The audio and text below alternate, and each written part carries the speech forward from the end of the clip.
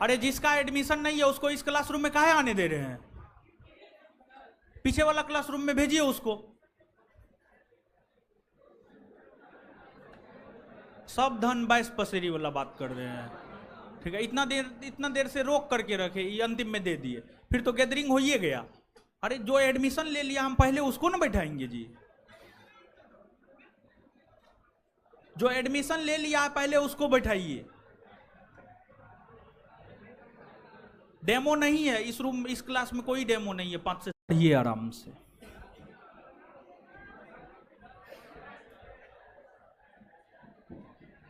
Math वाला classroom में भेज दीजिए ना। अरे मैथ वाला क्लासरूम में भेज दीजिए, सबसे लास्ट वाला में। अरे क्या नाम है, दीपेन, मैथ वाला क्लासरूम में भेजिए सब। चले गया, बैठाइए सबको। फालतू का बिना एडमिशन वाला सब आकर के भीड़ कर देता है।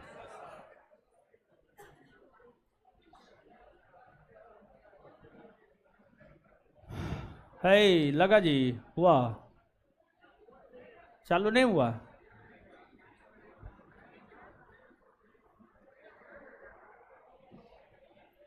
है लाइव हो गया?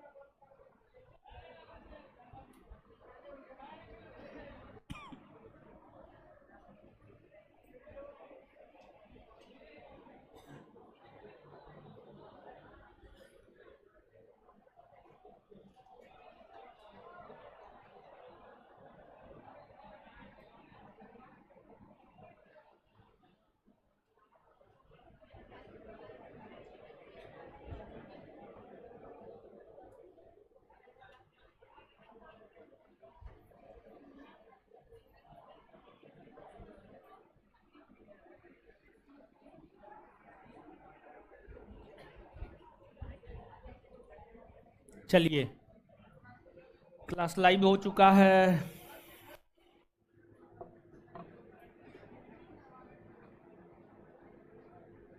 आ जाइए अब आप लोग, देखते रहिएगा। हीरो देखते रहिएगा। ये पंखा हवा कहाँ देता है?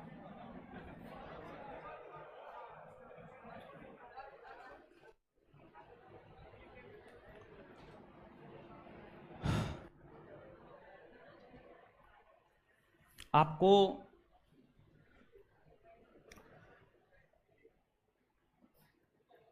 आज कौन दिन है जी? बृहस्पतिवार। हाँ, आपका कल क्लास नहीं हुआ था, परसों भी नहीं हुआ था, तरसों भी नहीं हुआ था। नहीं ना हुआ था, मतलब लगातार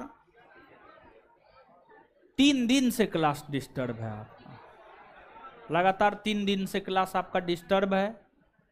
तो जो आपको एक बिहार दरोगा बैच दिए थे, बिहार दरोगा नया बैच को लेकर इतना ज़्यादा भीड़ भाड़ हो गया कि जो है भीड़ संभल ही नहीं पा रहा था, इसलिए जो है आपका क्लास डिस्टर्ब हुआ है। लेकिन अब जो है सब चीज़ धीरे धीरे संभालने का प्रयास कर रहे हैं। धीरे धीरे जो है चीज़ संभल जाएगा। तो आज से जो है, क्या हुआ है उसको, देखिए क्या कोई दिक्कत है? चोट लग गया है जी? चोट लग गया है? नहीं ना? हाँ सुनिए, आपको आज से क्लास कंटिन्यू होगा। अब आपको मैसेज से, टेलीग्राम के मैसेज से लग रहा होगा कि क्लास अल्टरनेट होगा। नहीं, क्लास अब कंटिन्यू होगा जैसे आपका चलता था। 2-3 दिन क्लास डिस्टर्ब हुआ, इसका दुख हमें भी है, लेकिन भीड़ ऐसा था कि क्लास लेना पॉसिबल ही नहीं हो पा रहा था। आप सभी लोग, जो भी लोग ऑफलाइन है वो तो प्रत्यक्षदर्शी हैं, ऑनलाइन वालों को तो पता नहीं होगा। तो लेकिन अब जो है भीड़ कंट्रोल किए हैं, तो आज से क्लास जो है आपका रेगुलर होगा, कंटिन्यू होगा। और इस वीक, इस सप्ताह जो आपका क्लास डिस्टर्ब हुआ है, रविवार को आप लोगों के बैच का एक्स्ट्रा क्लास लगवाने जा रहे हैं। रविवार को फिजिक्स का भी एक क्लास लगा देते हैं और एक क्लास हम अपना भी लगा देते हैं, समझ गए? तो जो आपको क्लास रुका है, बाद बाकी फाउंडेशन बैच नहीं रुका है। सुबह में 8 से 10, 10 से 12 एक भी दिन नहीं रुका है, 7 से 9 वो भी नहीं रुका है। आपके बैच में टाइम, आपके बैच के समय में नया बैच आया, इसी वजह से आपका बैच डिस्टर्ब हुआ। और कल एक लड़का का मैसेज आया था इसी बैच से कि सर पैसा कमाने के चक्कर में कुछ था ऐसे ही, मतलब निगेटिव मैसेज ही था।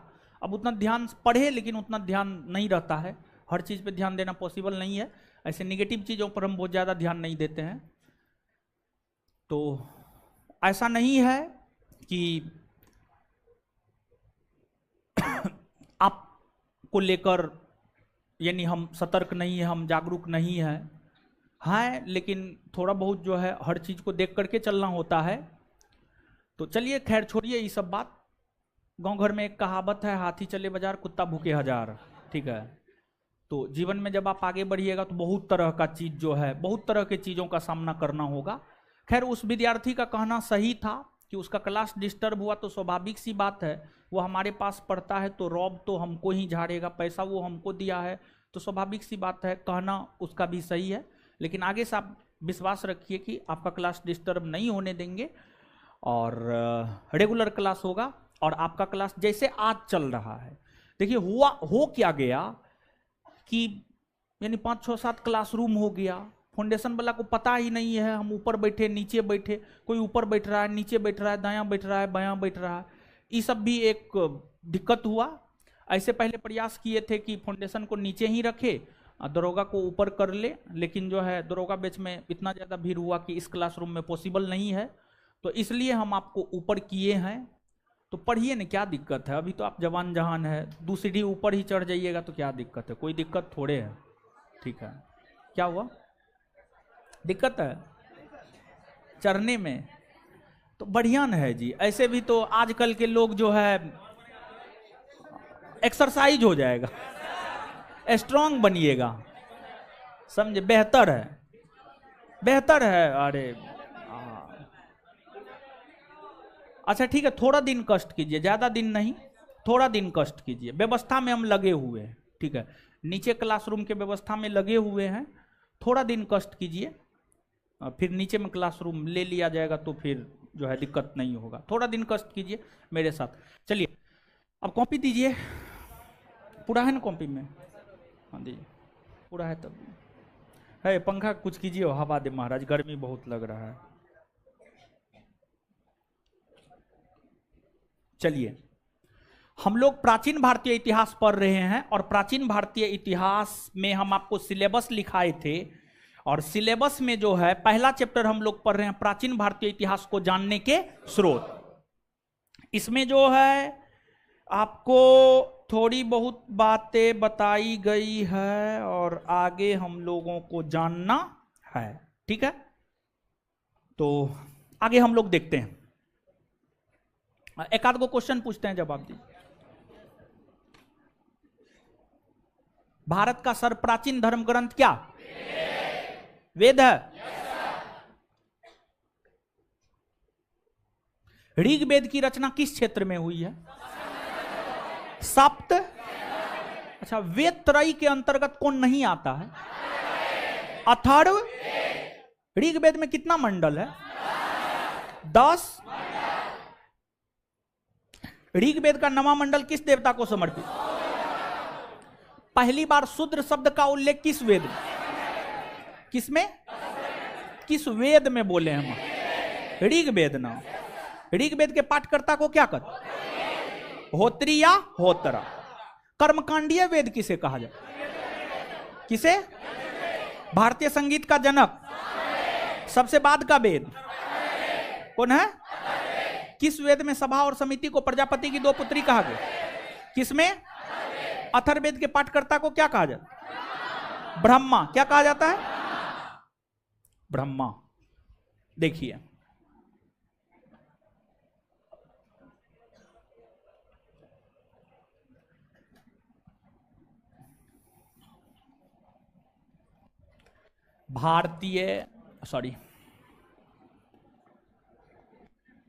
प्राचीन भारतीय इतिहास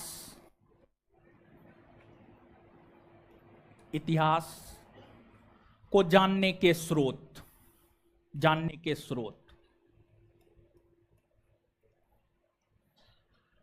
देखिए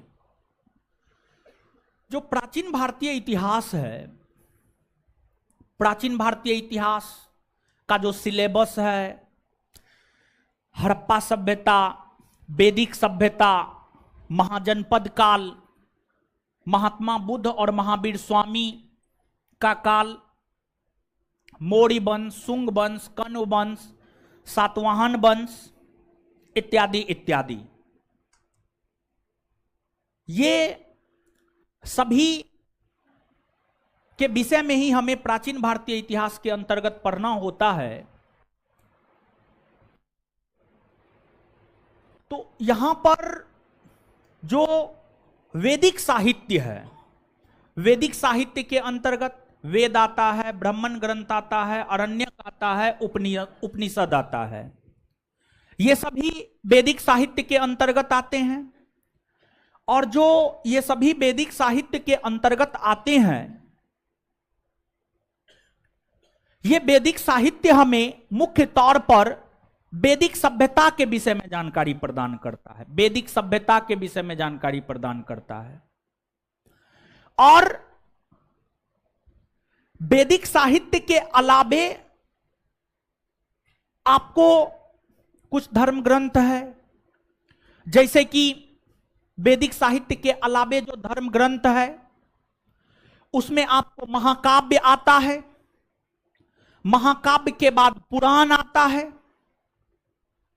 और जो महाकाव्य और पुराण है ये भी हमें भारत के इतिहास के विषय में जानकारी प्रदान करता है।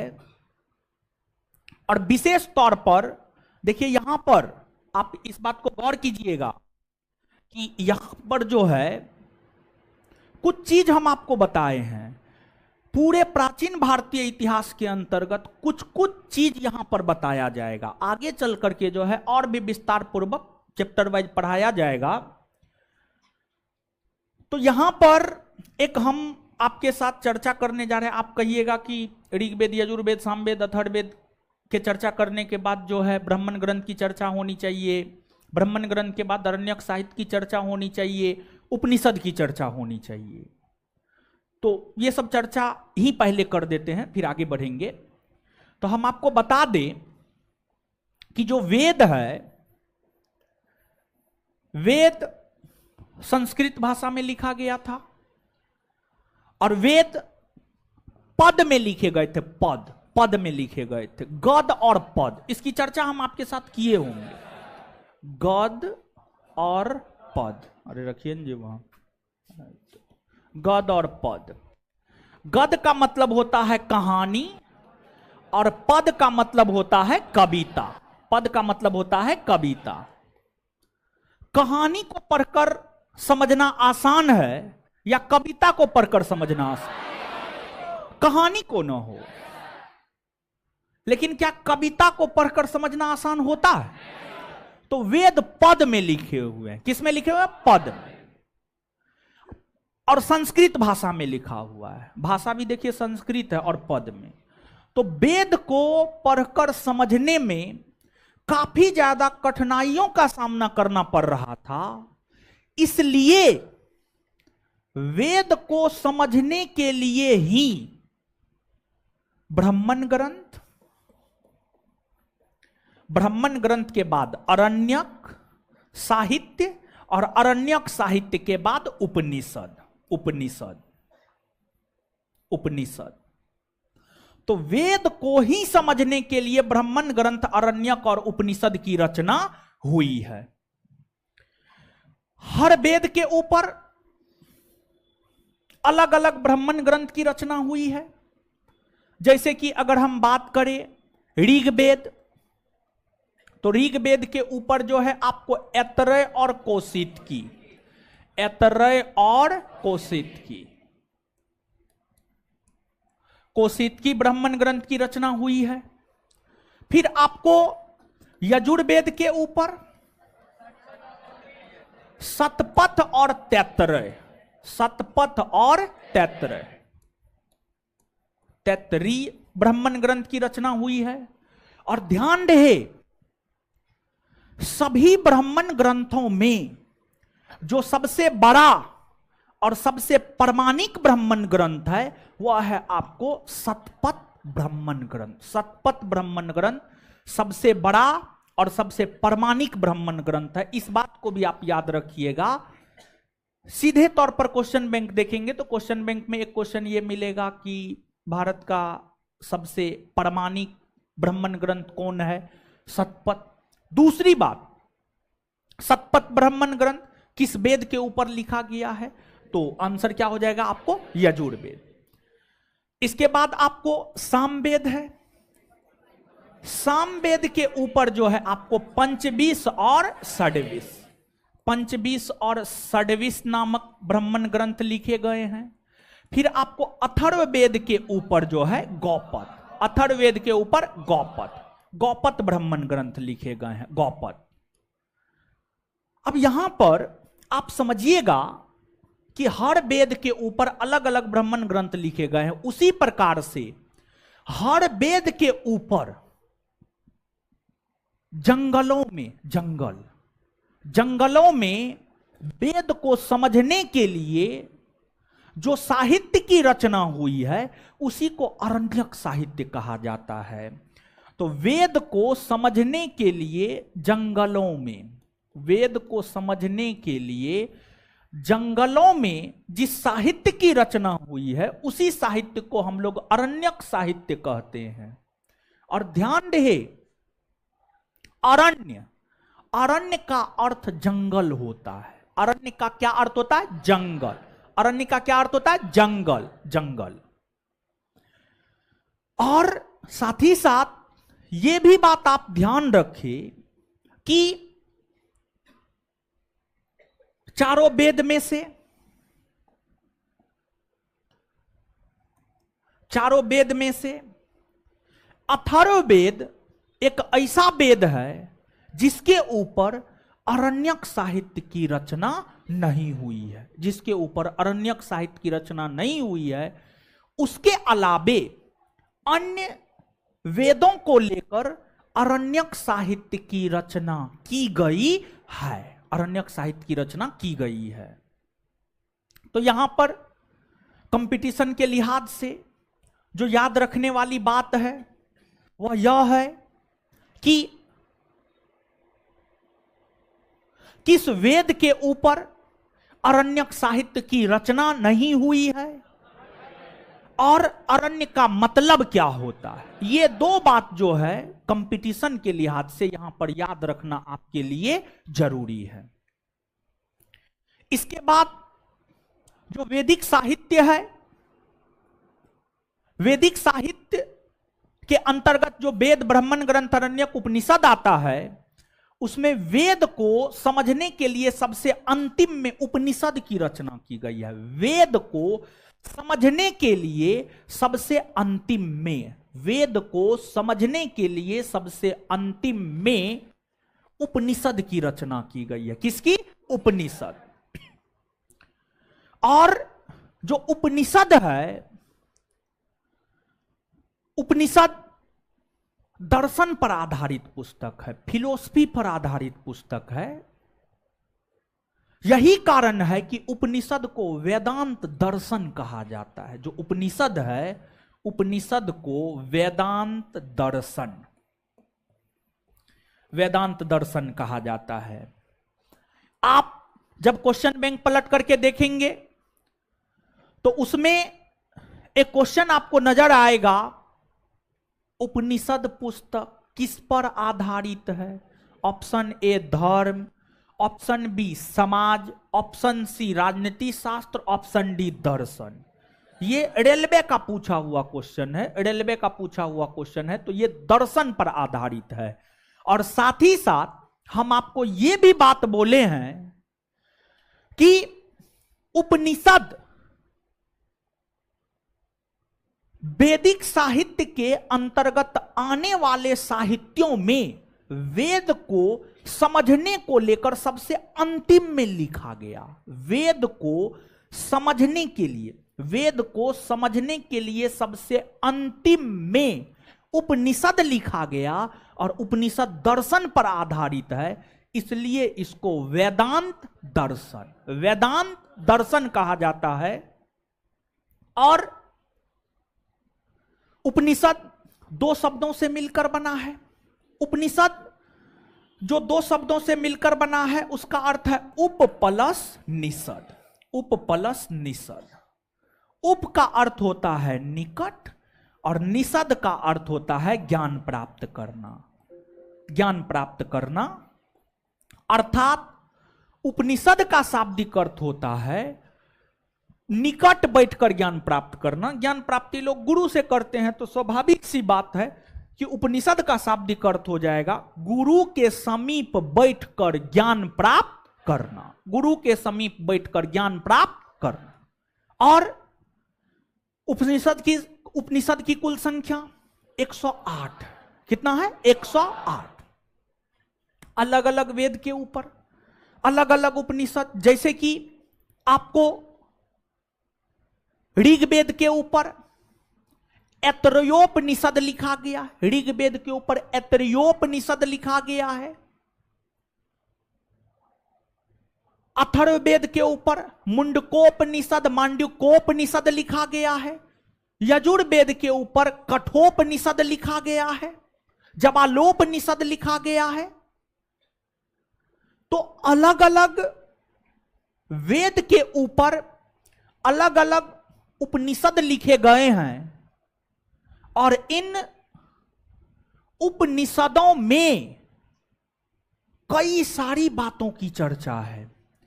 और ध्यान रहे कि जो महात्मा बुद्ध है, महात्मा बुद्ध का नाम आप सुने होंगे, महात्मा बुद्ध, महात्मा बुद्ध को जो ज्ञान की प्राप्ति हुई है, महात्मा बुद्ध जो शिक्षा ग्रहण किए हैं, उपनिषद से शिक्षा ग्रहण किए हैं, उपनिषद से शिक्षा ग्रहण किए हैं। और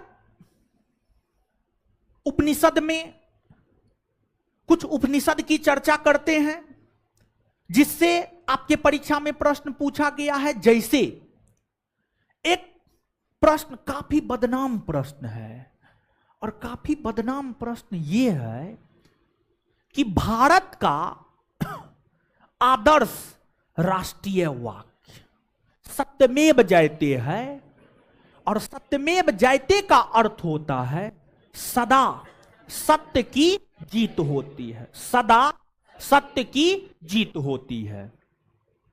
ये जो सत्यमेव जयते है यह मुंडकोपनिषद से लिया गया है, और भारत के इतिहास में आधुनिक काल में कोई ऐसा परीक्षा नहीं होगा, कोई ऐसा बोर्ड नहीं होगा जिसमें जीएस पूछा गया हो और यह प्रश्न नहीं पूछा गया हो कि सत्यमेव जयते किस उपनिषद से लिया गया है। तो सत्यमेव जयते मुंडकोपनिषद से लिया गया है, और मुंडकोपनिषद अथर्ववेद के ऊपर लिखा गया, अथर्ववेद के ऊपर लिखा गया है। बड़ी बदनाम क्वेश्चन है ये, समझ गए। इसके बाद यम नचिकेता संवाद, यमराज और नचिकेता के बीच जो संवाद हुआ था, वार्तालाप हुआ था। आप जो फोन लगा के बात करते हैं रात को, वो वाला वार्तालाप ना, हाँ, इस सब में तो खूब मजा आएगा। अभी उठा करके 2 क्वेश्चन पूछ देंगे ना, नहीं याद आ जाएगा, समझे। यम नचिकेता संवाद कठोपनिषद से लिया गया। कठोपनिषद यजुर्वेद के ऊपर लिखा गया है। फिर आपको जो है 4 आश्रम, मनुष्य का जो जीवन है, जो हमारा जीवन है, हमारे जीवन को वैदिक काल में, यानी मानव के जीवन को वैदिक काल में 4 आश्रम के तौर पर विभाजित किया गया था। जैसे आज जो है मानव का औसत जीवन काल है 66-67 बरस, ठीक है। 30-35 साल तो आज का मानव नौकरी लेने में लगा देता है, 25-30-35 साल। और 35 साल के बाद जब जो नौकरी नहीं लगता है तब उसका शादी ब्याह कर दिया जाता है, तब अपना घर परिवार देखने लगता है। हाँ, जिसको नौकरी लग गया वो तो अपना नौकरी करके वो भी अपना घरे परिवार देखता है। तो नौकरी होगा तब पर भी वही करना है जो जिसको नौकरी होता है, जो करता है वही काम आपको भी करना है। मतलब घरे परिवार कुल मिला करके देखना है। तो नौकरी करने का क्या फायदा? कोई फायदा नहीं। कोई फायदा है वो? लेकिन एगो फायदा है ना कि नौकरी अगर नहीं होगा तो फिर दाने दाने को आप तरसेंगे, और नौकरी हो जाएगा तो बेहतर जीवन जिएंगे।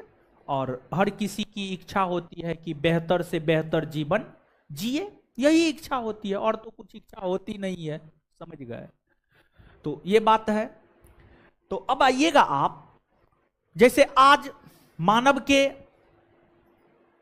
जीवन का औसत जीवन काल 66-67 वर्ष है, वैसे ही वैदिक काल में, वैदिक काल मतलब 1500 ईस्वी पूर्व से 600 ईस्वी पूर्व, वैदिक काल का मतलब 1500 ईस्वी पूर्व से 600 ईस्वी पूर्व।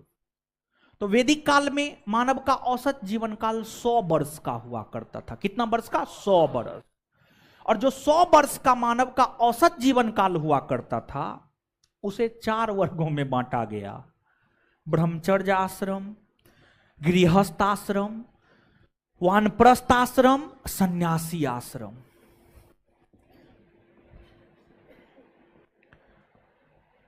तो इसमें आपको ब्रह्मचर्य आश्रम को हम देखेंगे तो जन्म से लेकर 25 वर्ष, जन्म से लेकर 25 वर्ष तक के आश्रम को ब्रह्मचर्य आश्रम कहा गया। और इस ब्रह्मचर्य आश्रम में मानव का काम क्या था? तो इस ब्रह्मचर्य आश्रम में मानव का काम था अध्ययन करना और मानव बनना, मानव में मानवता का विकास होना, और अपने बलबूते खड़ा होना, अपने आप को स्थापित करना, अपने आप को स्थापित करना। जैसे गांव घर में कहा जाता है ना, अपने पैर पर खड़ा होना, अपने पैर पर खड़ा होना। तो आप कब माना जाइएगा कि आप अपने पैर पर खड़ा हो गए? आप तब माने जाएंगे अपने पैर पर खड़ा हो गए जब आपको एक निश्चित तौर पर इनकम आने लगा और आप अपने परिवार का भरण पोषण करने लगे, तब यह माना जाएगा कि आप अपने पैर पर खड़ा हो गए। तो इस अवधि के दौरान मानव का काम था ब्रह्मचर्य धर्म का पालन करते हुए, शिक्षा ग्रहण करते हुए अपनी स्थिति को मजबूत करना, अपने पैर पर खड़ा होना। इस आश्रम में मानव का काम था। फिर इसके बाद गृहस्थ आश्रम, इसके बाद दूसरा था गृहस्थ आश्रम। और जो गृहस्थ आश्रम था, इस गृहस्थ आश्रम 25 वर्ष से 50 वर्ष तक के उम्र को गृहस्थ आश्रम कहा जाता था। और इस अवधि के दौरान मानव का काम था शादी विवाह करना। देखिए 16 संस्कार, संस्कार 16 होता है, और 16 संस्कार में जो है, 16 संस्कार में जो है, एक विवाह भी एक संस्कार है अपने आप में, मुंडन भी एक संस्कार है अपने आप में। तो विवाह भी एक संस्कार के अंतर्गत आता है। तो गृहस्थ आश्रम में मानव का पहला काम विवाह करना, विवाह करके संतान की उत्पत्ति करना, संतान का पालन पोषण करना, अपने संतान को योग्य बनाना, अपने संतान को योग्य बनाना। जैसे आप अभी ब्रह्मचर्य आश्रम में हैं, आपके पिताजी अभी गृहस्थ आश्रम में हैं, गृहस्थ आश्रम में हैं। यह सब काम करना गृहस्थ आश्रम में होता है। और हिंदू धर्म में हर चीज आवश्यक है, शादी भी आवश्यक है, संतान उत्पत्ति भी आवश्यक है, हर चीज आवश्यक है। अपने संतान को पढ़ाना लिखाना भी आवश्यक है, क्योंकि जो हिंदू धर्म ग्रंथ है, जब आप हिंदू धर्म ग्रंथ को पढ़ेंगे तो जो हिंदू धर्म ग्रंथ है वो ऋण की बात करता है, ऋण की बात करता है। और हिंदू धर्म के अंतर्गत पीला, अच्छा ठीक है, का है व्हाइट वाला दिक्कत हो रहा, आय तोरी के ये क्या हो गया, चलिए ठीक, पीले कर लेते हैं। हाँ सुनिए, तो हिंदू धर्म में जो है, हिंदू धर्म में जो है ऋण की बात की गई है, और 3 प्रकार के ऋण की बात की गई है, 3 प्रकार के ऋण की बात की गई है। और जो 3 प्रकार के ऋण की बात की गई है, पितृ ऋण, पितृ ऋण, पितृ ऋण के बाद ऋषि ऋण, ऋषि ऋण के बाद देव ऋण, ऋषि ऋण के बाद देव ऋण। हिंदू धार्मिक साहित्यों में यह मान्यता है कि आपके आत्मा को शांति तब मिलेगा जब आप तीनों ऋण से मुक्त हो जाएंगे। अगर आप इन तीनों ऋण से मुक्त नहीं होंगे तो फिर आपके आत्मा को शांति नहीं मिलेगा, आपको मोक्ष नहीं मिलेगा, आपकी आत्मा यत्र तत्र भटकती रहेंगी। तो इसमें जो ऋण है, पितृ ऋण, ऋषि ऋण, देव ऋण। पितृ ऋण से आप कब मुक्त हो सकते हैं, देव ऋण, ऋषि ऋण से कब आप मुक्त हो सकते हैं? पितृ ऋण से हिंदू धार्मिक साहित्यों के अनुसार कोई व्यक्ति तब मुक्त हो सकता है जब वह शादी विवाह करके संतान की उत्पत्ति कर लेता है। जब कोई व्यक्ति शादी विवाह करके संतान की उत्पत्ति कर लेता है तो फिर वह पितृ ऋण से मुक्त हो जाता है। इसलिए हिंदू धर्म में नौकरी हो या ना हो, शादी विवाह हो ही जाएगा आपका, आप चिंता ना करें। इसके बाद ऋषि ऋण। अब इस्लाम धर्म में कहीं कहीं लिखा जाता है, कोई कोई विद्वान कहते हैं 4 विवाह अलाउ है, और कोई कोई विद्वान कहते हैं 7 विवाह अलाउ है, 7 विवाह। यानी इस्लाम, वही हिंदू धर्म में मात्र 1 विवाह अलाउ है। हिंदू धर्म में मात्र 1 विवाह अलाउ है। भले लोग 2-3 कर ले वो अलग बात है, लेकिन हिंदू कानून के अनुसार हिंदू धर्म में सिर्फ 1 विवाह अलाउ है, और इस्लाम धर्म में 4, कुछ विद्वान के अनुसार 4, कुछ विद्वान के अनुसार 7। अब यहां पर आते हैं पुनः ऋषि ऋण। देखिए, अब शादी विवाह कर लिए, संतान की उत्पत्ति कर लिए, उसको रोड पे छोड़ देंगे? नहीं। अगर आप शादी विवाह करके संतान की उत्पत्ति करके उसको रोड पे छोड़ रहे हैं, मतलब आप अपने संतान को पढ़ा लिखा नहीं रहे हैं, तो फिर आप ऋषि ऋण से मुक्त नहीं हो सकते हैं। आप ऋषि ऋण से तब मुक्त समझे जाएंगे जब आप संतान की उत्पत्ति करके उसको अच्छे स्कूल में पढ़ा लिखा करके उसको इस योग्य बना देंगे कि वो स्वयं का पालन पोषण कर सके, तब आप ऋषि ऋण से मुक्त हो सकते हैं।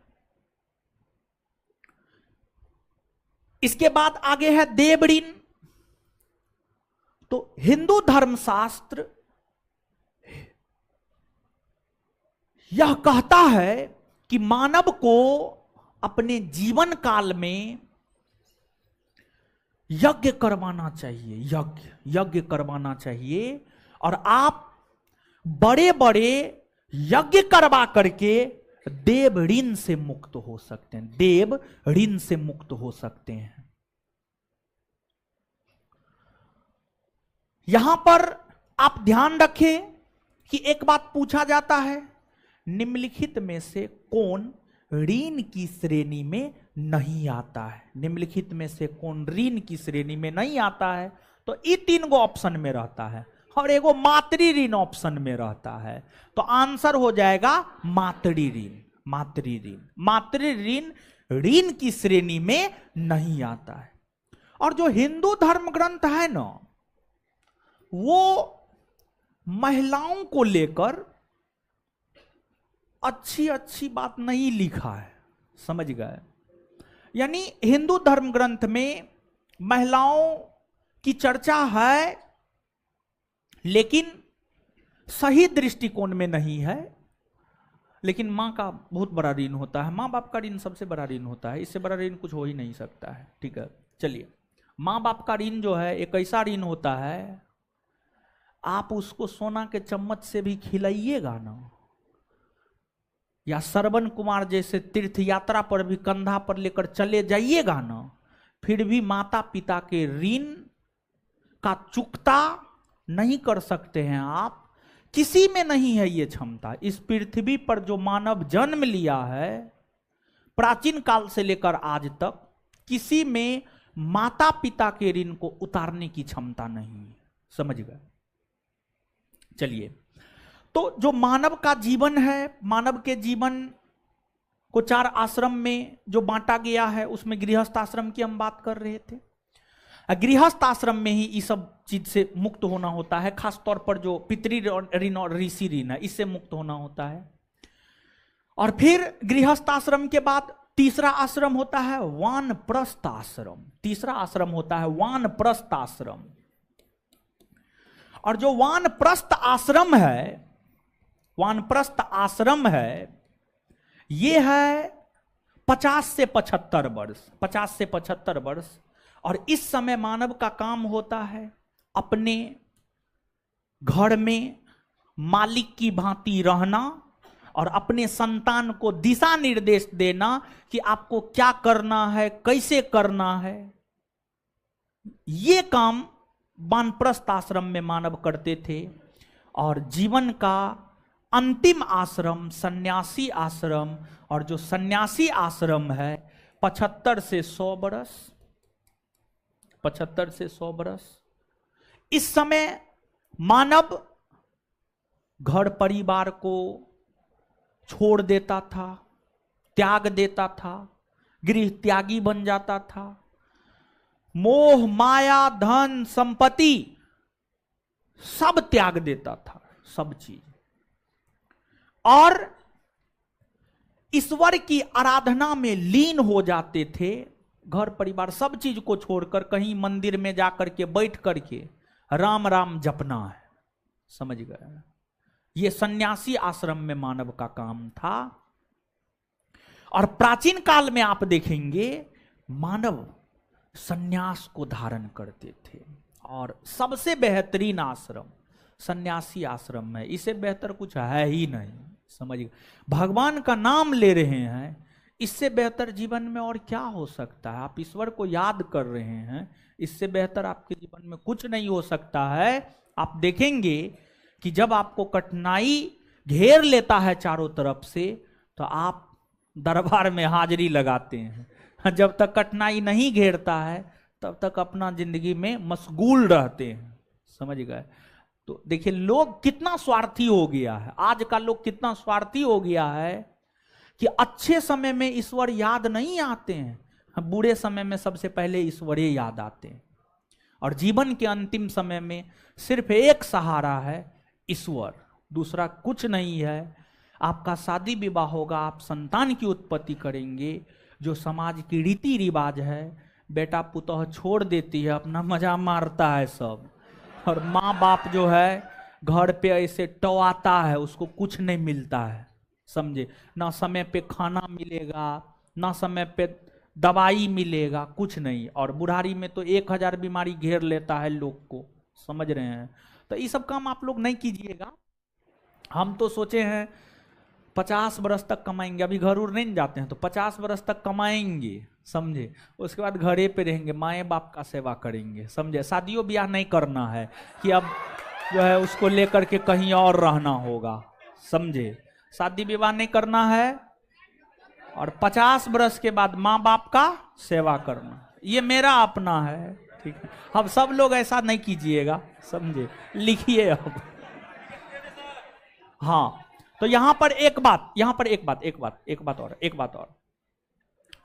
तो मानव के जीवन को 4 आश्रम में बांटा गया है। जो मानव है, मानव के जीवन को 4 आश्रम में बांटा गया है। और मानव के जीवन को जो 4 आश्रम में बांटा गया है, यह जानकारी हमें जवालोपनिषद देता है। जवालोपनिषद देता है। जवालोपनिषद के बाद एक है श्वेता स्वरूपनिषद। श्वेता स्वरूपनिषद में सत्यम शिवम सुंदरम का चर्चा है। इसका अर्थ होता है सत्य ही शिव है और शिव ही सुंदर है। तो सत्यम शिवम सुंदरम जो है आपको जवालोपनिषद से जो है आपको लिए गए हैं। और भी कई सारी बातें हैं और इसके विषय में वैदिक सभ्यता में भी हम आपको चर्चा करेंगे, ठीक है। इसके अलावे अब आप देखिएगा, आप एक बार प्राचीन भारतीय इतिहास का जो सिलेबस है उस सिलेबस को एक बार पलटिए। एक बार सिलेबस को पलटिए। सिलेबस लिखा है, पलटिए। देखिए सिलेबस में मौर्य वंश है, गुप्त वंश है, सातवाहन वंश है कि ना? देख लिए ना। अब आते हैं, अब पलट लीजिए। अब आइए बोर्ड पे, आप समझिएगा। अब बोर्ड पे आइएगा। सातवाहन ना है, आज तोड़ी ये तो बड़ा अपराध हो गया हो। देखिए जो मौर्योत्तर काल आप लिखे हैं ना, मौर्योत्तर काल लिखे हैं, मौर्योत्तर काल। तो मौर्योत्तर काल में जानते हैं शुंग, कण्व, सातवाहन, हिंद, यूनानी, शक, पहलव, कुषाण, इस सब के विषय में मौर्योत्तर काल में पढ़ना है। तो मौर्योत्तर काल में ही सातवाहन वंश आपको देखने को मिलेगा, मौर्योत्तर काल में। तो नहीं लिखा हो कोई दिक्कत ना है, चिंता नहीं करना है, समझ गए। अब देखिए कि जो प्राचीन भारतीय इतिहास का आपने सिलेबस देखा, उस सिलेबस में मौर्य, गुप्त, सातवाहन इत्यादि है। इन राजवंशों के विषय में जानकारी हमें पुराण से प्राप्त होता है। पुराण, जो पुराण है ना, पुराण हमें इन राजवंशों के विषय में जानकारी प्रदान करता है। और यहां पर हम आपको जानकारी के लिए यह बात बता दें कि जो पुराण है, एक क्वेश्चन पूछते हैं, पता नहीं आपको बताए हैं कि नहीं बताए हैं। विश्व इतिहास की पहली पुस्तक कौन है? अरे सुनिए ना, पहले पूरा क्वेश्चन सुनिए ना, आप लोग इतना ये है ना, ठीक है। विश्व इतिहास की पहली पुस्तक कौन है जिसमें ऐतिहासिक घटनाओं को क्रमवार तरीका से लिखा गया? हिस्टोरिका। और हिस्टोरिका की रचयिता कौन है? हेरोडोटस। उसी प्रकार से जो पुराण है, इसकी कुल संख्या 18 है। और इसकी रचना गुप्त काल में हुई थी। और गुप्त काल में इसकी रचना जो है लोमहर्ष और उग्रसर्वा, लोमहर्ष और उग्रसर्वा के द्वारा जो है पुराण की रचना गुप्त काल में की गई थी। पुराणों की संख्या 18 है। और जो आपको पुराण है, इसमें ऐतिहासिक घटनाओं का क्रमवार विवरण है, यानी सिलसिलेवार ढंग से। जैसे सिलसिलेवार ढंग से या क्रमवार विवरण क्या हुआ, मतलब लगातार। जैसे आप सीढ़ी पे चढ़ते हैं, एक सीढ़ी चढ़े, दूसरा, तीसरा, चौथा, पांचवा, जैसे भारत में सबसे पहले हर्यक वंश ने शासन किया, हर्यक वंश के बाद शिशुनाग वंश, नंद वंश, मौर्य वंश, कण्व वंश, सातवाहन वंश, क्रमवार तरीका से शासन किया है। मतलब लगातार, यानी एक कड़ी दूसरा कड़ी से जुड़ा हुआ है, समझ गए।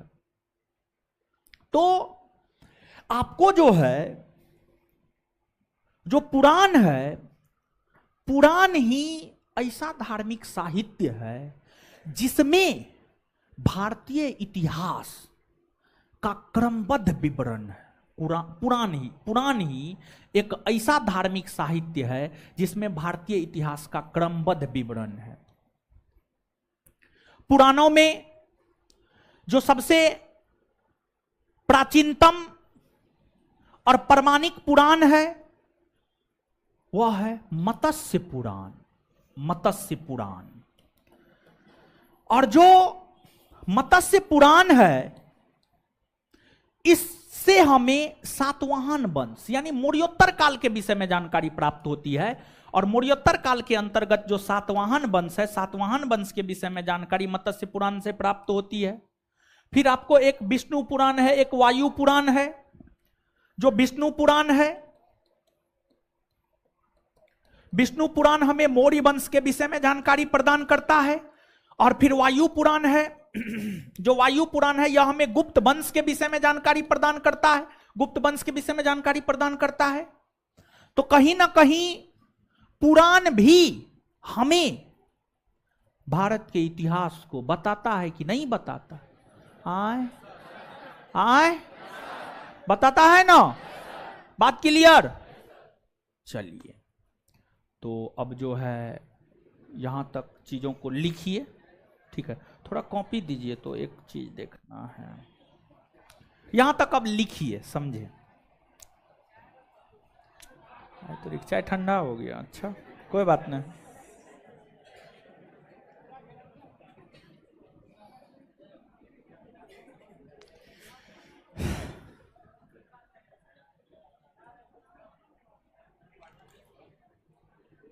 ब्राह्मण ग्रंथ लिखा दिए थे का हो? अच्छा सुनिए, हीरो सब एगो कॉलम बना रहे हैं, ठीक है। लिख भी लिए ना ब्राह्मण ग्रंथ, कोई दिक्कत नहीं है। एगो कॉलम बना रहे हैं, ठीक है। वो कॉलम जो है ना आप लिख लीजिएगा, ठीक है। एक कॉलम बना रहे, कॉलम लिखिएगा आप। इसको लिखते जाइए, ये बता दिए हैं, लिखते जाइए, ठीक है। याद रखना है इसको।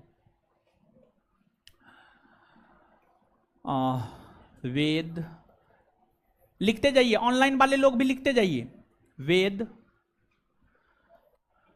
उपवेद, उपवेद, ब्राह्मण ग्रंथ, ब्राह्मण ग्रंथ और पाठकर्ता, पाठकर्ता, ठीक है। लिखते जाइएगा, जहां तक आप लोग लिखे हैं लिखते जाइए। ऑनलाइन वाले लोग आप लोग भी लिखते जाइए। हाँ सही बोले, उजला वाला चमक रहा था।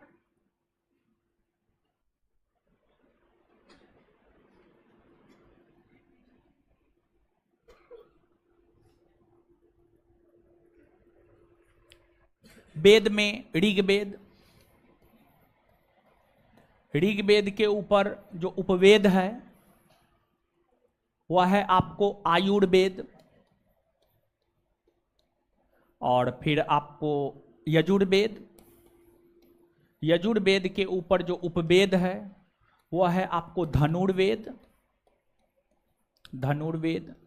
और फिर सामवेद है, सामवेद के ऊपर जो उपवेद है वह है आपको गंधर्व वेद, गंधर्व वेद।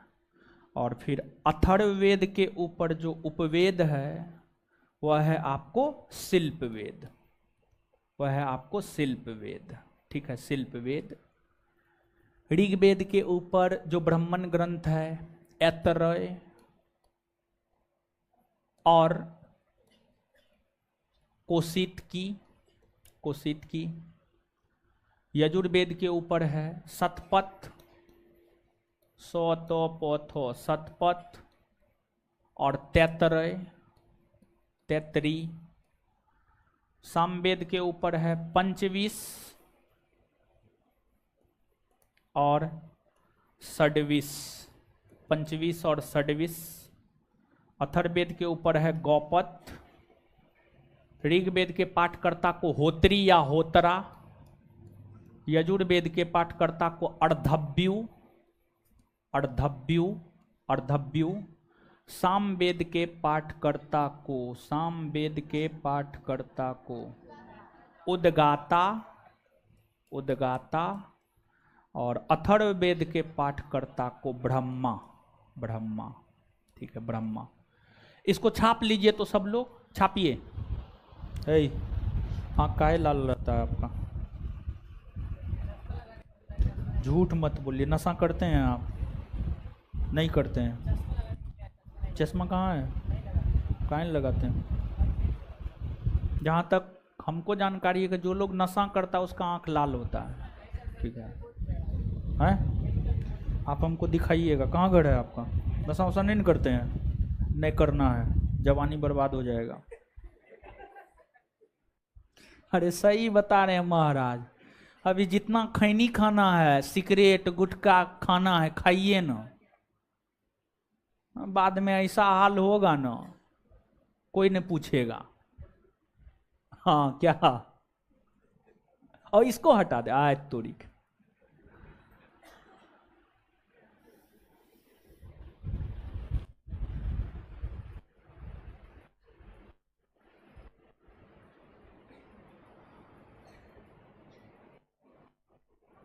जल्दी जल्दी लिखिए।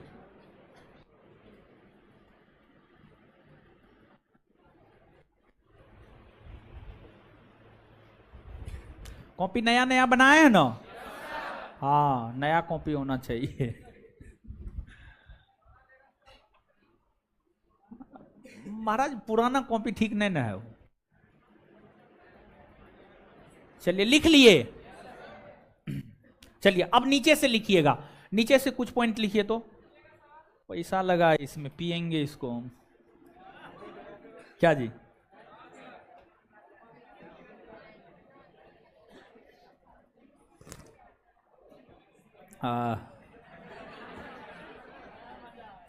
कुमार गुलशन अनुपम 10,580।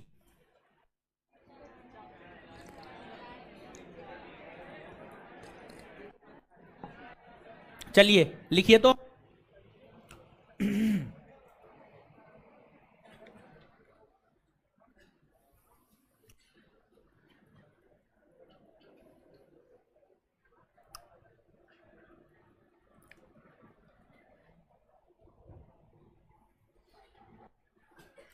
वेद को, वेद को, वेद को, वेद को, वेद को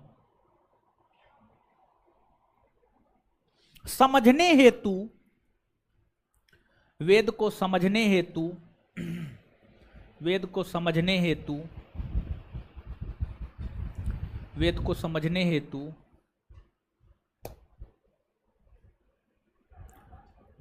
जंगल में, जंगल में, जंगल में जो साहित्य लिखा गया है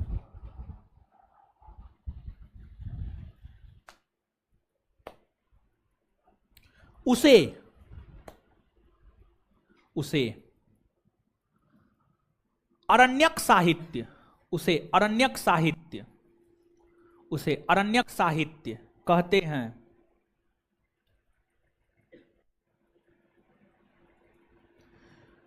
विभास कुमार शाह जी, हां।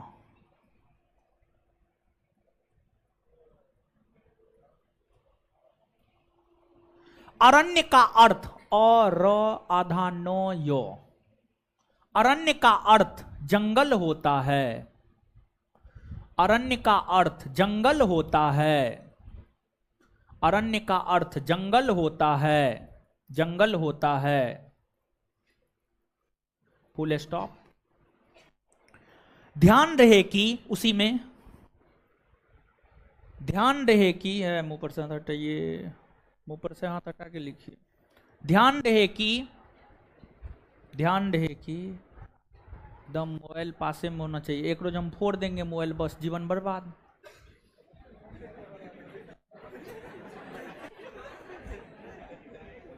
मोबाइल ही जीवन है आजकल के लोग का, तो मोबाइल बर्बाद, जीवन बर्बाद। हटाइए। ध्यान रहे कि अथर्ववेद को छोड़कर, ध्यान रहे कि अथर्ववेद को छोड़कर, ध्यान रहे कि अथर्ववेद को छोड़कर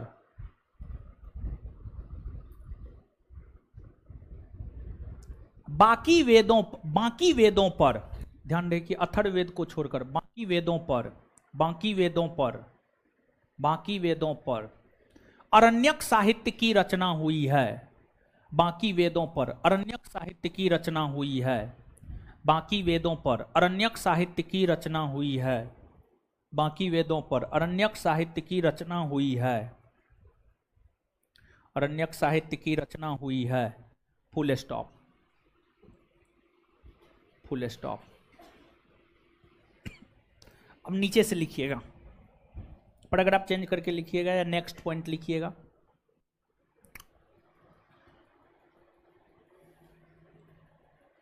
वेद को समझने हेतु सबसे अंतिम में, वेद को समझने हेतु सबसे अंतिम में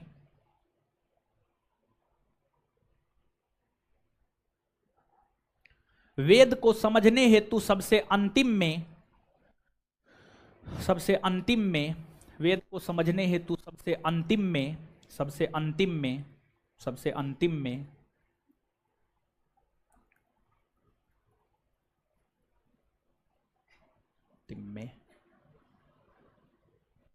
उपनिषद की रचना हुई है। उपनिषद की रचना हुई है। उपनिषद की रचना हुई है।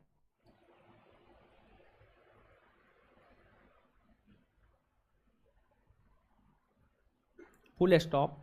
उसी में कंटिन्यू। उपनिषद, उपनिषद, उपनिषद दर्शन पर आधारित पुस्तक है। उपनिषद दर्शन पर आधारित पुस्तक है। उपनिषद दर्शन पर आधारित पुस्तक है, जिस कारण इसे वेदांत दर्शन भी, जिस कारण इसे वेदांत दर्शन भी, जिस कारण इसे वेदांत दर्शन भी, जिस कारण इसे वेदांत दर्शन भी कहा जाता है, जिस कारण इसे वेदांत दर्शन भी कहा जाता है, जिस कारण इसे वेदांत दर्शन भी कहा जाता है।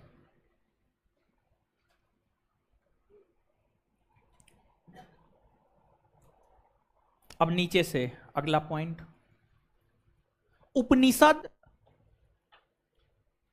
उपनिषद दो शब्द उप प्लस निषद, उपनिषद दो शब्द उप प्लस निषद से मिलकर बना है।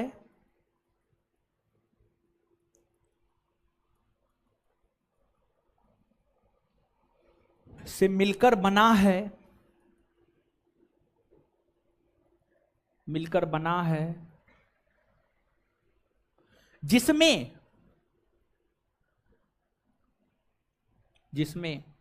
उप का अर्थ, उप का अर्थ, जिसमें उप का अर्थ, जिसमें उप का अर्थ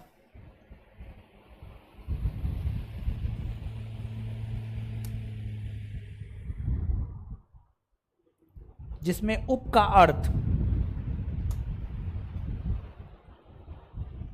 निकट, निकट, निकट, निकट, निकट, और निषद का अर्थ, और निषद का अर्थ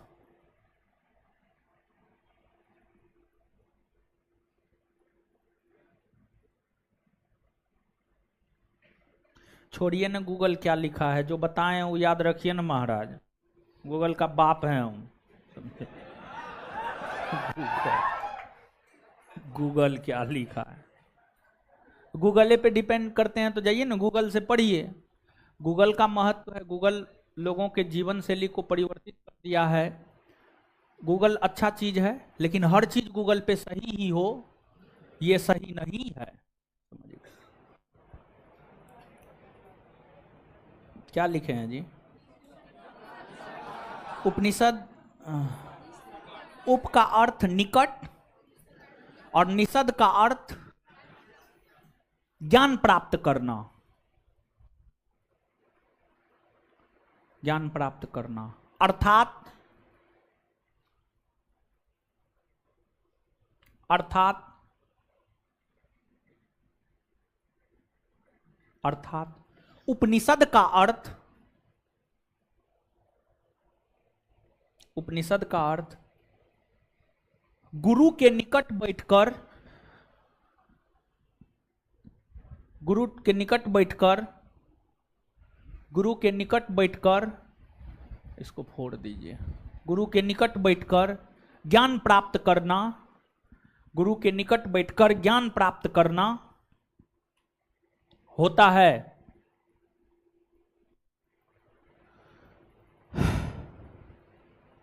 इसकी कुल संख्या 108 है, उसी में कंटिन्यू। इसकी कुल संख्या 108 है।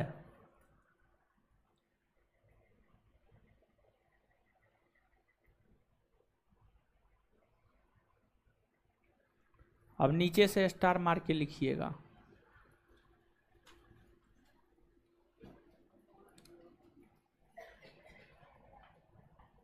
नीचे से स्टार मार मार के लिखते जाइए, ठीक है? लिखिएगा, भारत का आदर्श राष्ट्रीय वाक्य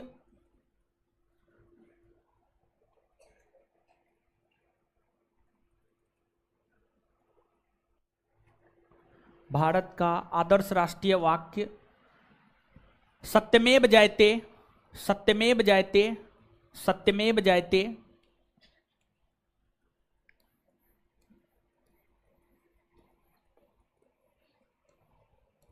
जयते, सत्यमेव जयते। मुंडकोपनिषद,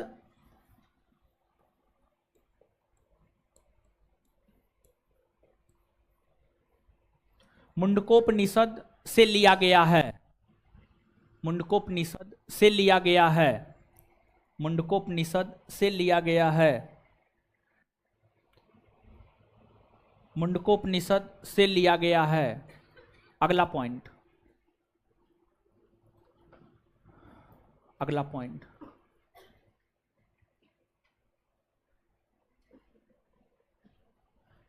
वैदिक काल में, अगला पॉइंट, वैदिक काल में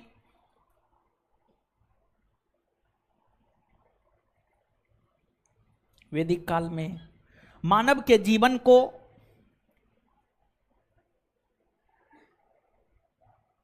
वैदिक काल में मानव के जीवन को जो 4 आश्रम में बांटा गया है,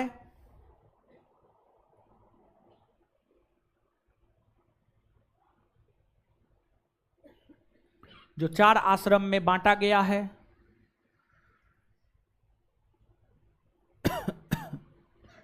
इसकी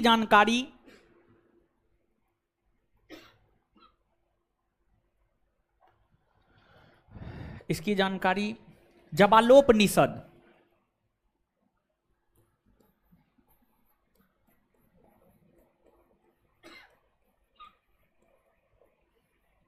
जबालोपनिषद से मिलती है।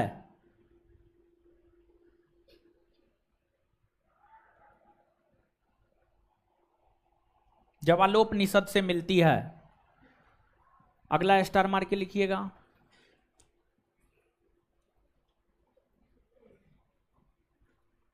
मानव के जीवन के 4 आश्रम निम्न हैं।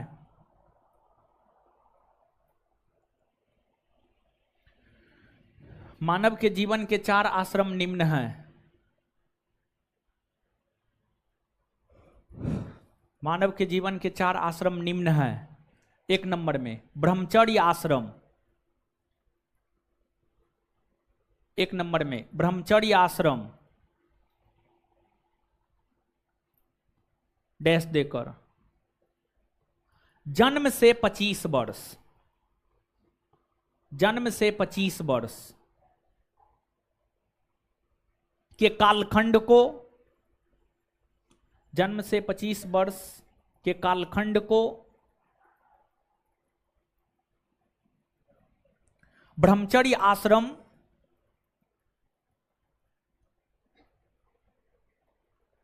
कहा जाता है।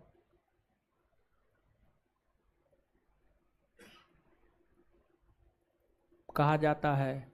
इस समय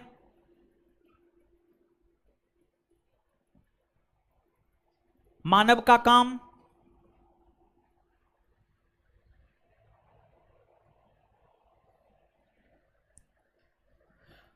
ब्रह्मचर्य धर्म का पालन करते हुए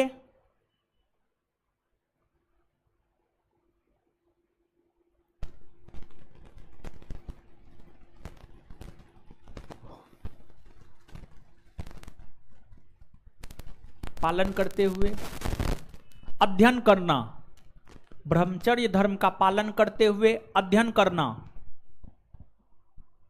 ब्रह्मचर्य धर्म का पालन करते हुए अध्ययन करना होता था। अध्ययन करना होता था फुल स्टॉप, होता था फुल स्टॉप। आगे अगला पॉइंट, गृहस्थ आश्रम।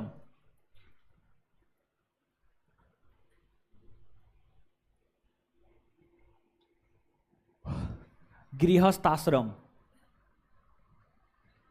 गृहस्थ आश्रम, गृहस्थ आश्रम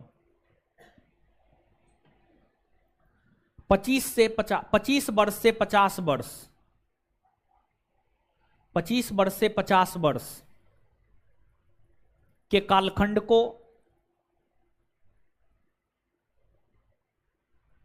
पच्चीस वर्ष से 50 वर्ष के कालखंड को गृहस्थ आश्रम,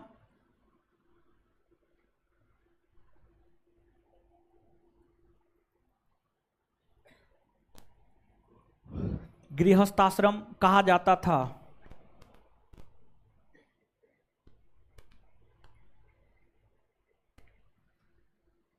इस समय मानव का काम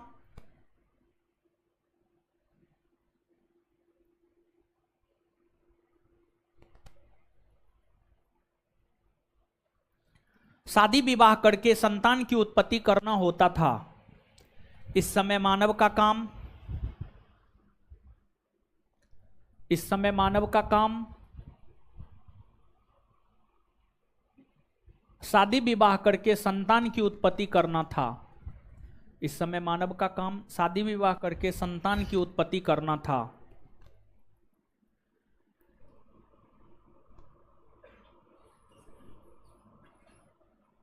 क्योंकि हिंदू मान्यता के अनुसार, क्योंकि हिंदू मान्यता के अनुसार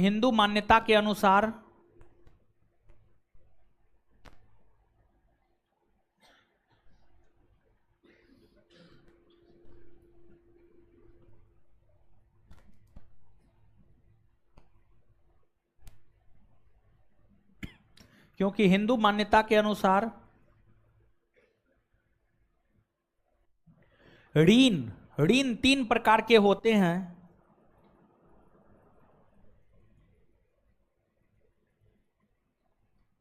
हिंदू मान्यता के अनुसार ऋण 3 प्रकार के होते हैं। ऋण 3 प्रकार के होते हैं। कहाँ है जी? इसको कहिएगा हटा देने के लिए, तो ये हिल रहा है। ठीक है, बिट्टू सर आएंगे, कहीं इसके कारण भी क्लास नहीं ले तो दिक्कतें है। ठीक है, कल बिट्टू सर का क्लास है इस क्लासरूम में। कल से पहले या तो इसको हटा दीजिए या इसको ठीक कर दीजिए, 2 में से एगो काम कीजिए। ठीक है, ध्यान से। और इसको भी हटवाइए। क्या है, लगता है बड़का पेटी है, खजाना है इसमें। लिखिए, राजीव कुमार, आप फाउंडेशन बैच में पढ़ने के लिए आए, कॉपी निकाल करके लिखिए। नोटबुक कब मिलेगा? नोटबुक नहीं मिलेगा, कॉपी में लिखना है, लिखिए। तो फाउंडेशन बैच में पढ़ता है, नोटबुक कब मिलेगा, नोटबुक कब मिलेगा? जाइए टारगेट में आइए, पढ़िए, देते हैं नोटबुक।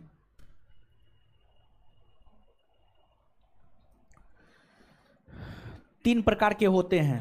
एक नंबर में पितृऋण, एक नंबर में पितृऋण, पितृऋण, पितृऋण।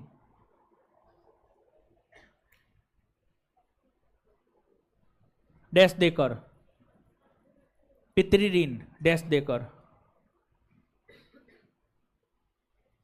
विवाह करके संतान की उत्पत्ति, विवाह करके संतान की उत्पत्ति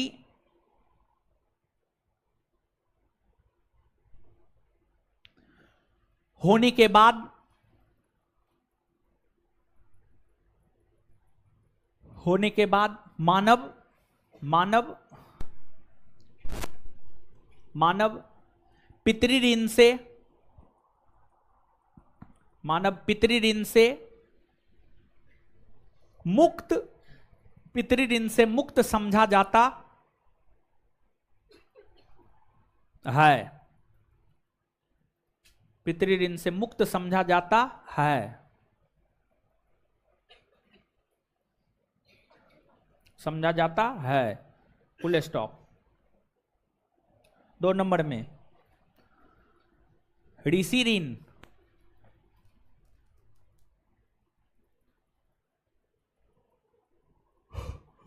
ऋषि ऋण डैश देकर, ऋषि ऋण डैश देकर, डैश देकर। अपने संतान को पढ़ा लिखा कर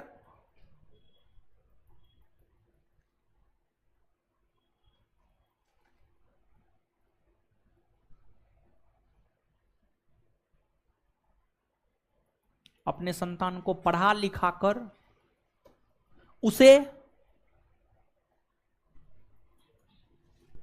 स्वयं के बल, उसे, उसे स्वयं के बल, स्वयं स्वयं स्वयं स्वयं के बल, स्वयं के बल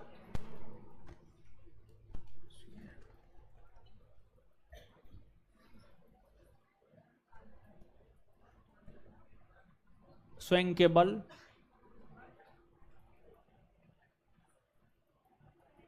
खड़ा कर देने, खड़ा कर देने पर मानव, खड़ा कर देने पर मानव, मानव, मानव ऋषि ऋण से मुक्त हो जाता है।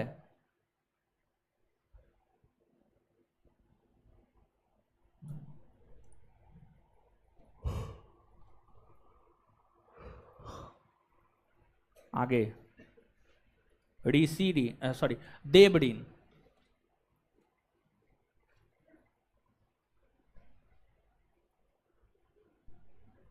बड़े बड़े यज्ञ, बड़े बड़े यज्ञ, बड़े बड़े यज्ञ करवाकर, करवाकर मानव, मानव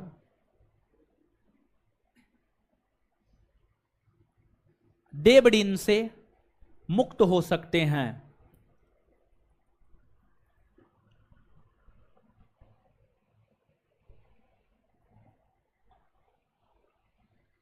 मानव देव ऋण से मुक्त हो सकते हैं, मानव देव ऋण से मुक्त हो सकते हैं, फुल स्टॉप। आगे 3 नंबर में वानप्रस्थ आश्रम,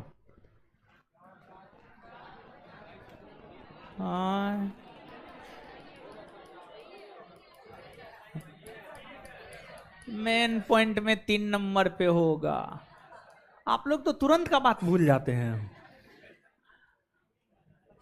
अरे महाराज, आधा यहां रहते हैं, आधा इको पार्क में। लिखिए आगे, वानप्रस्थ आश्रम, वानप्रस्थ आश्रम।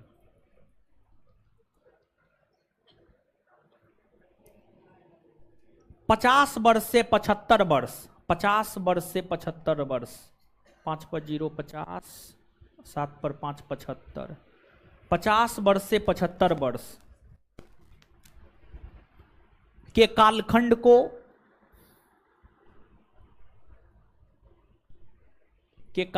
को वानप्रस्थ आश्रम कहा जाता है।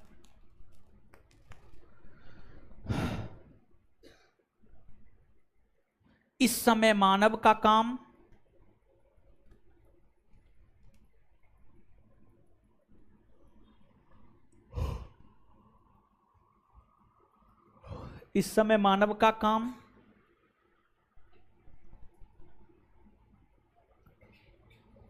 घर में रहते हुए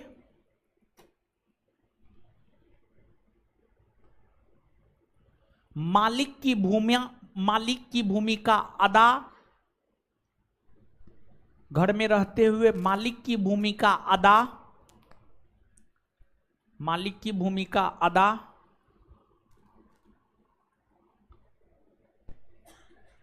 भूमिका अदा करते हुए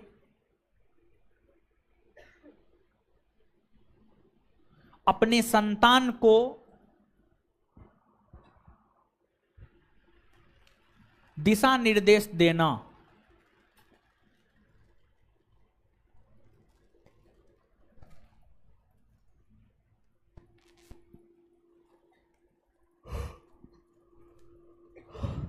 आगे लिखिएगा, सन्यासी आश्रम।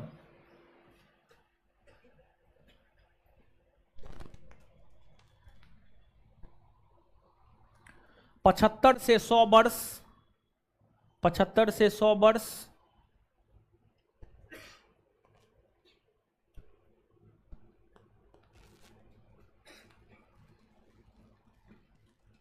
पचहत्तर से 100 वर्ष के कालखंड को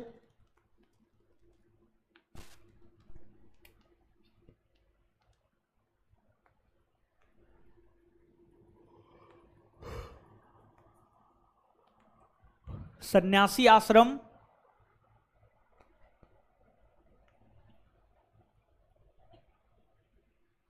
कहा जाता है।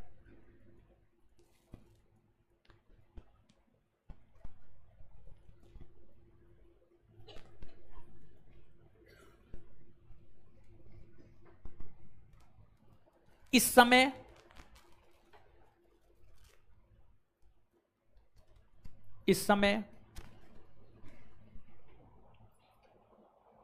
मानव को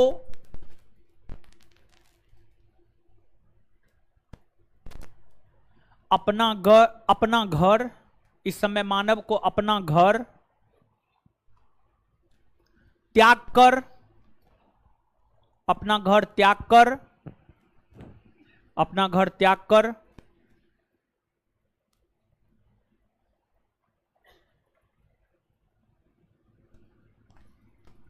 ईश्वर की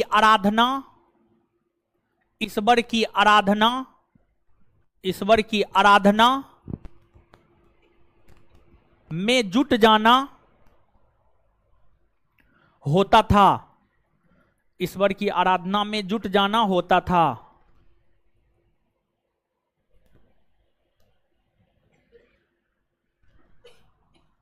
अब आगे हेडिंग मारिए, पुराण।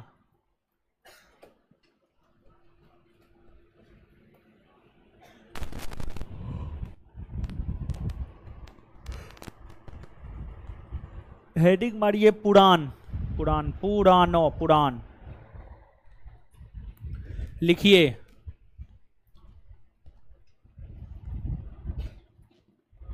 धार्मिक ग्रंथों में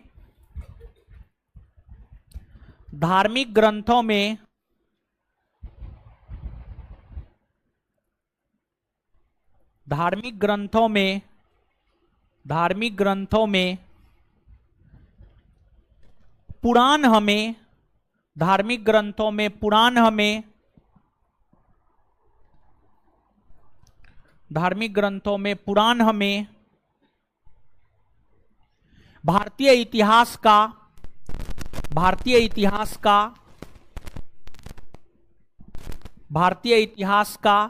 क्रमबद्ध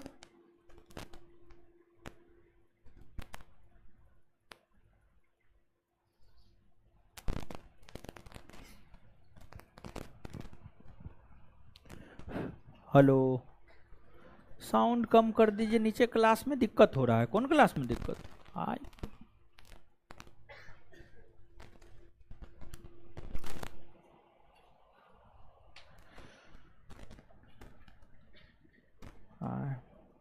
धार्मिक ग्रंथों में पुराण हमें भारतीय इतिहास का क्रमबद्ध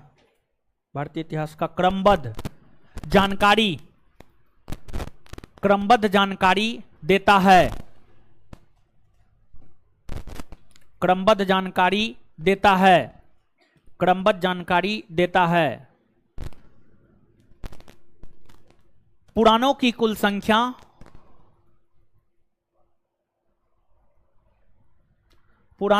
संख्या 18 है।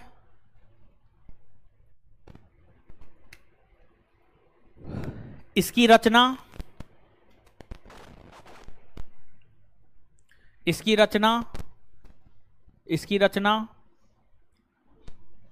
गुप्त काल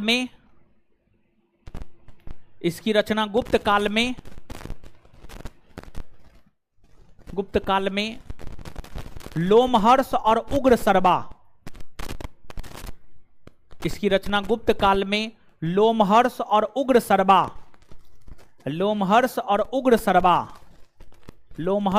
उग्रसर्वा के द्वारा की गई है।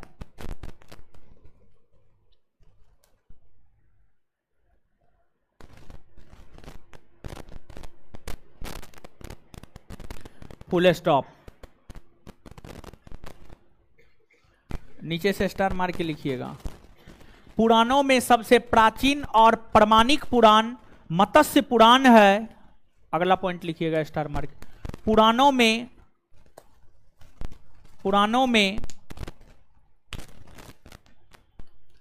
सबसे प्राचीन और प्रमाणिक पुराण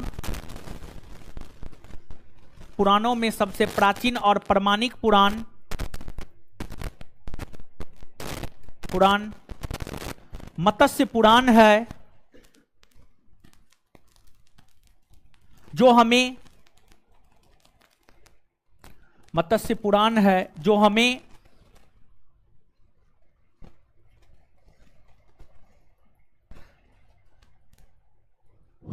जो हमें सातवाहन वंश के विषय में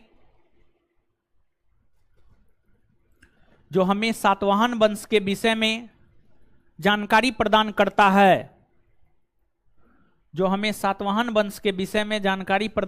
है।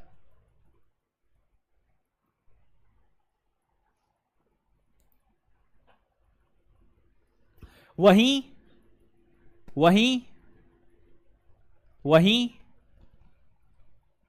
विष्णु पुराण मौर्य वंश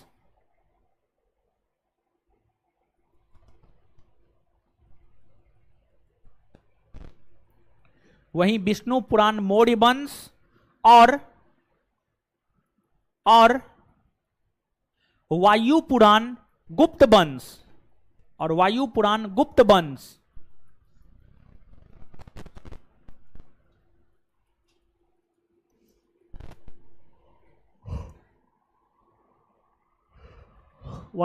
गुप्त वंश के विषय में जानकारी देता है।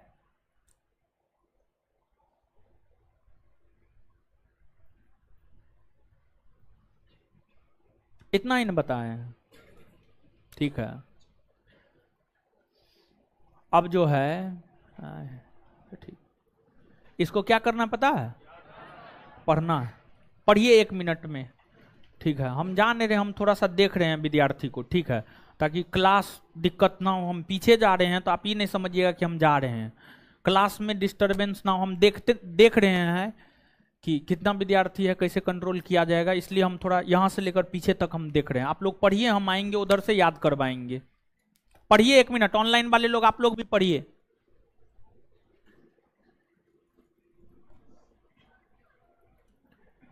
ट्यूशन पढ़ाना गलत बात नहीं है, ठीक है। और अगर ट्यूशन पढ़ाते हैं ना तो 8, 9, 10th के बच्चा को पढ़ाइए, उसमें फायदा है। ये नर्सरी, यूकेजी, एलकेजी, 1 to 5 तक के बच्चा को पढ़ाने से कोई फायदा नहीं है। 8, 9, 10th के बच्चा को पढ़ाइए, फायदा होगा।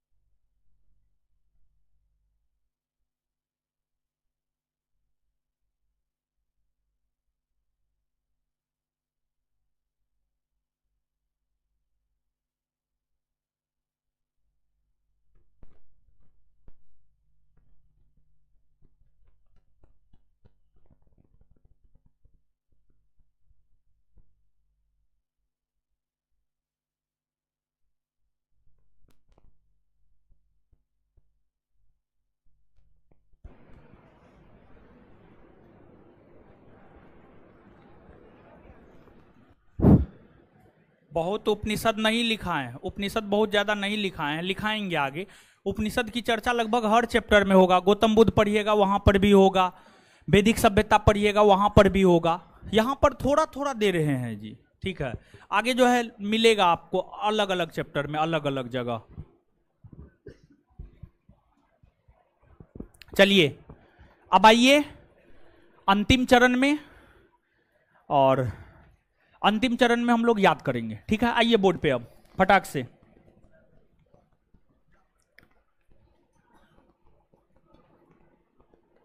चलिए एक बात बताइएगा, वेद को समझने के लिए जंगलों में जो साहित्य लिखा गया है उसे क्या कर, अरण्यक साहित्य। अच्छा, अरण्य का अर्थ क्या होता है? अरण्य का अर्थ, अच्छा एक बात बताइएगा, और कौन वेद के ऊपर अरण्यक साहित्य नहीं लिखा गया? हाँ, अथर्व। कौन वेद के ऊपर अरण्यक साहित्य नहीं लिखा गया? अथर्व वेद। और वेद को समझने के लिए सबसे अंतिम में क्या लिखा गया? उपनिषद। और उपनिषद किस पर आधारित पुस्तक? किस पर? दर्शन पर आधारित पुस्तक है, समझ गए। और उपनिषद का अर्थ क्या होता है? गुरु के समीप बैठकर। उपनिषद का अर्थ क्या होता है? गुरु के समीप बैठकर ज्ञान प्राप्त करना, समझ गए। और इसके बाद आगे बताइएगा, ऋग्वेद के ऊपर कौन, सॉरी एक और कॉलम है ना, बनाए थे ना, कहां गया? यहां है। ऋग्वेद के ऊपर कौन सा उपवेद? ऋग्वेद के ऊपर, यजुर्वेद के ऊपर, यजुर्वेद के ऊपर, सामवेद के ऊपर, सामवेद के ऊपर, अथर्ववेद के ऊपर, अथर्ववेद के ऊपर।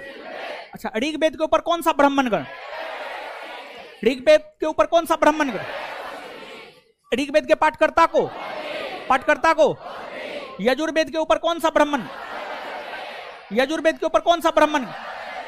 सामवेद के ऊपर कौन सा ब्राह्मण? सामवेद के ऊपर कौन सा ब्राह्मण? अथर्ववेद के ऊपर, अथर्ववेद के ऊपर। ऋग्वेद के पाठकर्ता को क्या कर? ऋग्वेद के पाठकर्ता को, यजुर्वेद के पाठकर्ता, यजुर्वेद के पाठकर्ता, सामवेद के पाठकर्ता, सामवेद के पाठकर्ता, अथर्ववेद के पाठकर्ता, अथर्ववेद के पाठकर्ता। इतना बात क्लियर है? चलिए इसके बाद आगे बताइए, पुराण। पुराण की संख्या कितनी? पुराण की रचना कब हुई है?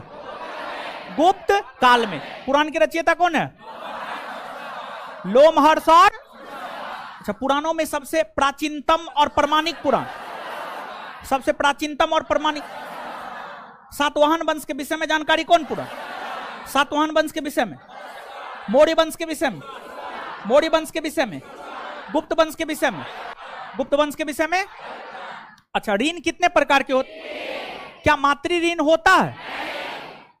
प्राचीन काल में मानव के जीवन को औसत रूप से, मानव का जीवन काल औसत रूप से 100 वर्ष माना जाता था। उस 100 वर्ष के जीवन काल को कितने आश्रम में बांटा? कितने आश्रम में?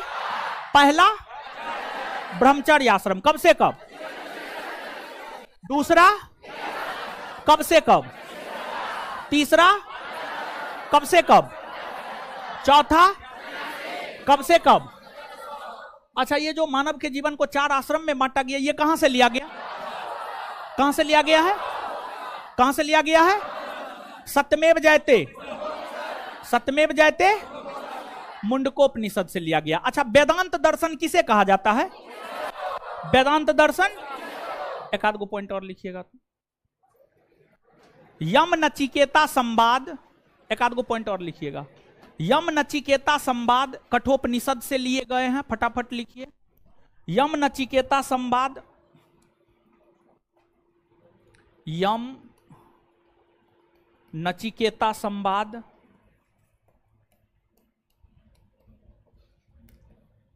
कठोपनिषद से लिए गए हैं। यम नचिकेता संवाद कठोपनिषद से लिए गए हैं। यम नचिकेता संवाद कठोपनिषद से लिए गए हैं। दूसरा पॉइंट लिखिएगा, दूसरा पॉइंट लिखिएगा, सत्यम शिवम सुंदरम। दूसरा पॉइंट लिखिएगा, सत्यम शिवम सुंदरम।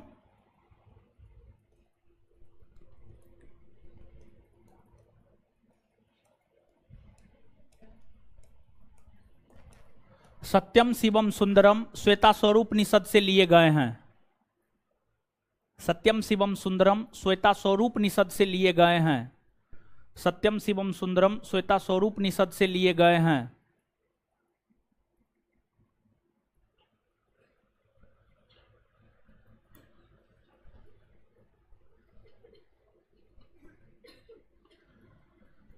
चलिए एक बार पुनः हम आपको बता देते, फाउंडेशन बैच ऊपर में ही चलेगा, यही 3 क्लासरूम में चलेगा, चौथा किसी क्लासरूम में नहीं चलेगा। समझ गए? चौथा किसी क्लासरूम में नहीं चलेगा, यही 3 में चलेगा। आपको इसी 3 क्लासरूम में बैठना है। समझ गए? अब जो है उधर से लड़का लोग निकल जाइए और यहां पर ई क्लासरूम के लड़का लोग रुकिएगा, हमको निकलने दीजिए, मेरे साथ साथ लड़की निकल जाएगी, फिर आप लोग आराम से निकल जाइएगा। उधर से निकलिए लड़का लोग, लड़की लोग मेरे साथ इस होकर के आप लोग निकल जाइएगा। ठीक है, धन्यवाद सभी लोगों का। इससे आगे कल मिलते हैं, इससे आगे अगले क्लास में मिलते हैं। कल आपका फिजिक्स का क्लास है, आप ये नहीं सोचिएगा कि अल्टरनेट कर दिए हैं, नहीं। ठीक है, बस भीड़ को कंट्रोल करने के लिए जो है थोड़ा बहुत आपको दिक्कत हुआ है, इसको लेकर के हम आपका एक्स्ट्रा क्लास रविवार को लगाएंगे। शनिवार को बता देंगे किस टाइम में आपका क्लास होगा, शनिवार को बता देंगे। ठीक है, रविवार को कब क्लास होगा, तो निकलने दीजिए हमको, तब आराम से आप लोग निकल जाइएगा। समझ गए? लड़की लोग मेरे साथ आ जाइएगा। धन्यवाद सभी लोगों का। विकास कुमार जी, हाँ